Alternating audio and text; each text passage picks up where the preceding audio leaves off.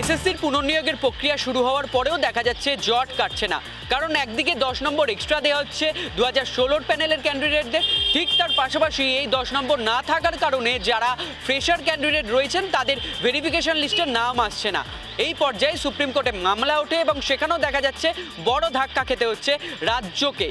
কারণ সেখানে বিচারপতি তিনি স্পষ্টত জানাচ্ছেন যে ফ্রেশার ক্যান্ডিডেট ইনক্লুডেড করার কথা বলাই হয়নি, কিন্তু তারপরেও সেখানে ইনক্লুড করা হয়েছে। কিন্তু বিচারপতি জানাচ্ছেন যে সেখানে বলা হয়েছিল যে একজনও অযোগ্য ব্যক্তি যাতে এই পরীক্ষায় অংশগ্রহণ করতে না পারে সেটা রাজ্যের দেখা উচিত, কিন্তু তারপরেও ফ্রেশার ক্যান্ডিডেট ইনক্লুড করা হলো। সেই পর্যায়ে দাঁড়িয়ে যারা ফ্রেশার ক্যান্ডিডেট রয়েছেন, অর্থাৎ 2025-এ যারা প্রথমবার পরীক্ষা দিচ্ছেন এবং তার পাশাপাশি পুনর প্যানেলে যারা রয়েছেন অর্থাৎ 2016 যারা রয়েছেন, তারা কি ভাবছেন আসুন শুনবো।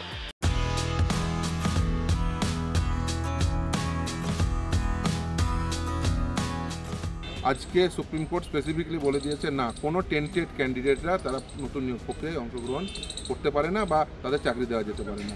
এসএসসির প্রথম থেকেই উদ্যোগ ছিল টেন্টেড ক্যান্ডিডেটদের আমরা সামহাও পরীক্ষায় বসিয়ে তাদের চাকরি দেবো। আজকে সেটা পরিষ্কার হয়ে গেছে, সেটা তারা পারে না।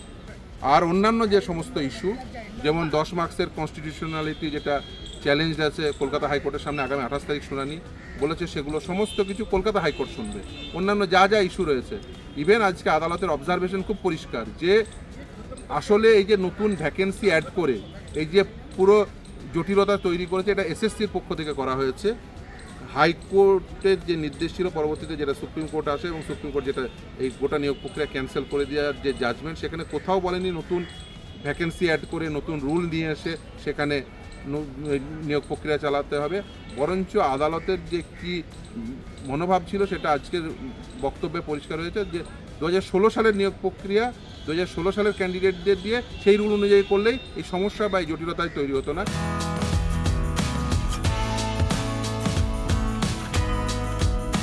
আপনারা জানেন কিছুদিন আগে মহামান্য কলকাতা হাইকোর্ট রায় দিয়েছিলেন যে দাগিদের ওএমআর শিট প্রকাশ্যে আনতে হবে।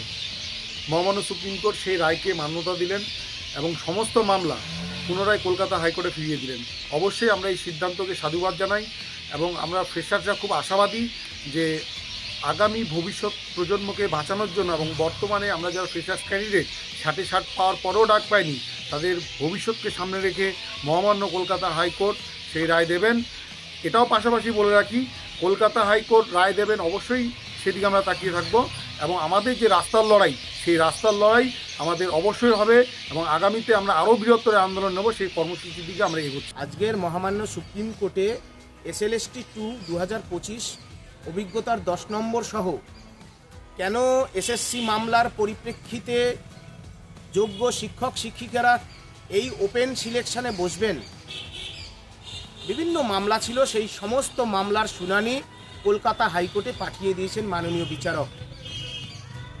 বিচারক বলেছেন যে এসএসসি 2016 প্যানেলের মামলার পরিপ্রেক্ষিতে যে ফ্রেশ সিলেকশন কেন নতুনদের সাথে একসঙ্গে বসিয়ে দেওয়া হয়েছে। Principal secretary of school education মাননীয় বিনোদ কুমার তিনিও চেয়েছিলেন এসএসসি 2016 প্যানেল আলাদা হোক, নতুন চাকরি প্রার্থীদের পরীক্ষা আলাদা হোক।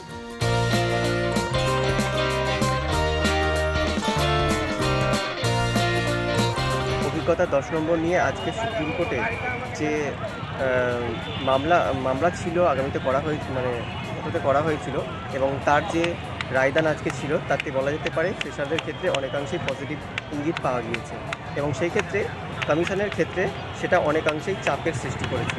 প্রথমত সুপ্রিম কোর্ট এক্ষেত্রে এসএসসি অর্থাৎ কমিশনকে জানতে চেয়েছে কেন নতুনদের সঙ্গে পুরাতনদের একই সাথে এক্সাম নেওয়া হবে, তার সাথে অতিরিক্ত 10 নম্বর কেন তাদেরকে দেওয়া হবে, যেটা কখনোই তাদেরকে 10 নম্বর দেওয়ার কথা বলা হয়নি। এবং তৃতীয়ত এখনও পর্যন্ত কেন টেন্টেডদের পরীক্ষাতে বসতে দেওয়া হলো, যেটা পুরোপুরিভাবে টেন্টেডদের বসতে দেওয়ার ক্ষেত্রে বারণ করা ছিল সুপ্রিম কোর্টের অর্ডার অনুযায়ী। তবুও কমিশন এক্ষেত্রে টেন্টেড প্রার্থীদেরকে পরীক্ষায় বসতে দিয়েছেন। অর্থাৎ সুপ্রিম কোর্ট এই 3টি প্রশ্ন কমিশনকে জানতে চেয়েছে, তার কোনো সঠিক উত্তর কমিশন সঠিকভাবে দিতে পারেনি এবং এর জন্য সুপ্রিম কোর্ট তাদেরকে স্পষ্ট ভাষায় বলেছেন এর সঠিক উত্তর তাদেরকে দিতে। খুব শীঘ্রই হয়তো তারা সেটা দেবে। তবে এক্ষেত্রে বলা যেতে পারে সুপ্রিম কোর্ট আজকে যে রায়দানটা করেছেন বা এই 10 নম্বরের ভিত্তিতে আমাদের ফ্রেশারদের প্রতি যে একটা আনুগত্য দেখিয়েছে, তাতে বলা যেতে পারে আমরা অনেকাংশেই পজিটিভ ইঙ্গিত পাচ্ছি। এবং সুপ্রিম কোর্ট এটিই বলেছে এই 10 নম্বরের কেসটি আর সুপ্রিম কোর্টের অধীনে থাকবে না, এটা হাইকোর্টের হস্তান্তরিত করা হয়েছে। অর্থাৎ এই মামলা সমস্ত কিছু হাইকোর্ট দেখে নেবে, কলকাতা হাইকোর্ট।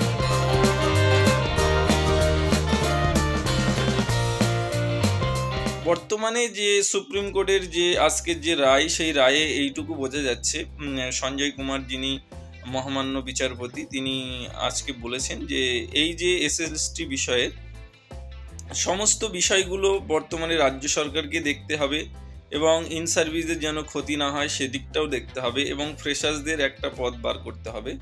তো কথা হলো যে আমরা যেহেতু 28 তারিখ হাইকোর্টের বিচারপতি অমৃতা সিনহা ম্যাডাম যিনি এই রায়টা দেবেন যে 10 নম্বর থাকবে কি থাকবে না বা আগে কি পরে যোগ হবে, তো আমার মনে হয় একজন এসএসসি ফ্রেশার্স চাকরি প্রার্থী হয়ে যে উনি একটা নিশ্চয়ই ভালো সমাধান দেবেন, যাতে এসএলএসটি ফ্রেশার্স এবং এসএলএসটি ইন সার্ভিস টিচাররা যারা যোগ্য তারা তাদের জায়গাটা ফিরে পাক। কিভাবে এই 10 নম্বরকে অবৈধভাবে ইন্টারভিউয়ের ভেরিফিকেশন কলের আগে যুক্ত করে দেওয়া হলো এবং ইন্টারভিউতে যে 20 নম্বর রাখা হয়েছে ওটাও তো একটা অনেক বড় প্রশ্নের মুখে রয়েছে। তো এই সবই করা হয়েছিল তাদের নিজের পরিচিতি, পার্টি ওয়ার্কার যাই বলুন, ওদের পরিপ্রেক্ষিতে একটা চ্যানেল তৈরি করা হয়েছিল। আর এটা যাতে পরিষ্কারভাবে আমাদের যুব সমাজের সামনে যাতে না আসে, এই জন্য বুদ্ধি করে কায়দা করে ইন সার্ভিসদের সঙ্গে ফ্রেশার্সদের একটা তুমুল ঝগড়া লাগিয়ে দেওয়া হয়েছিল। আমরা আশা রাখছি আগামী 28 তারিখও আমাদের এই ন্যায় বিচার হবে। আমাদের এখন গার্জেন হিসাবে কাজ করছেন এই কোর্ট, সুপ্রিম কোর্ট এবং হাইকোর্ট। তো যেখানে গার্জেন হিসাবে সুপ্রিম কোর্ট, হাইকোর্ট যেহেতু ওনারা আমাদেরকে নিয়ে ভাবছেন এবং আমাদের হয়ে উকিল বাবুরা সংগ্রাম করছেন, তাই ওনাদের বিরুদ্ধে কোনো রকম কটাক্ষ কথা না বলাই বাহুল্য, একেবারে কড়াভাবে নিষেধ।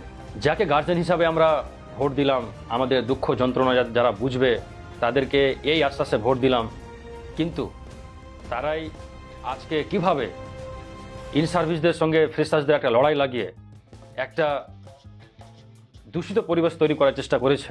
সুপ্রিম কোর্ট মূলত যেটা করতে চেয়েছে যে হাইকোর্টে গিয়ে হাইকোর্ট থেকে যদি সমস্যার সমাধান না হয় পুনরায় আবার সুপ্রিম কোর্টে আসতে হবে, কিন্তু মূলত এখন হাইকোর্ট থেকে হয়ে আসতে হবে।